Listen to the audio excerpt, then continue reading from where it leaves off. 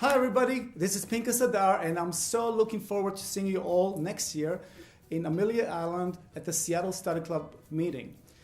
My topic will be to take charge of your life and your practice. Why some patients come to you for great service, you give them treatment plan and they disappear, never show up again, or they go somewhere else. But what is it? Really, do you think your patients really understand your language? Are you sure about that? So here's a suggestion for you, and this is, I think, the best and most important tool that you can ever invest. It's not that expensive, and I know everyone has high technology these days, cell phones, iPods, and so on, but the best investment I have made, and I suggest that to many clients of mine, this little recording device has digitized recorder, has got a memory stick. I use this constantly when I talk to patients, when I talk to doctors, when I train, because I would like to hear myself how I sound, to look at yourself and looking at your goals, what you want to do with your practice and your team. This will be the best investment you've ever made. Record every time any conversations that you have with your patients, with your staff, and the same thing with your team member. And ask yourself these questions. Do you sound smart? Do you sound like you know what you're talking about? Do you sound convincing? Do you sound honest?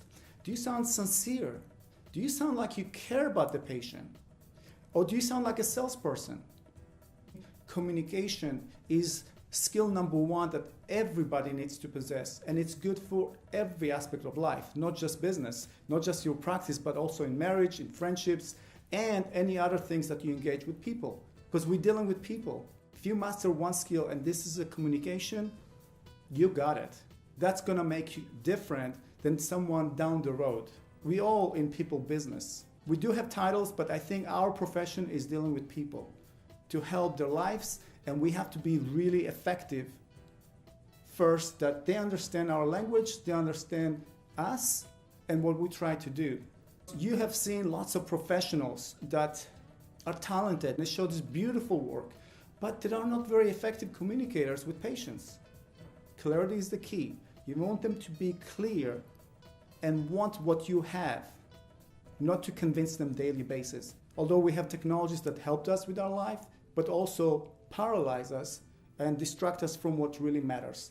I'm gonna share with you some principles, some strategies that are gonna floor you. I mean, you would figure out what to do next when you go to your office. I hope this suggestion helps you.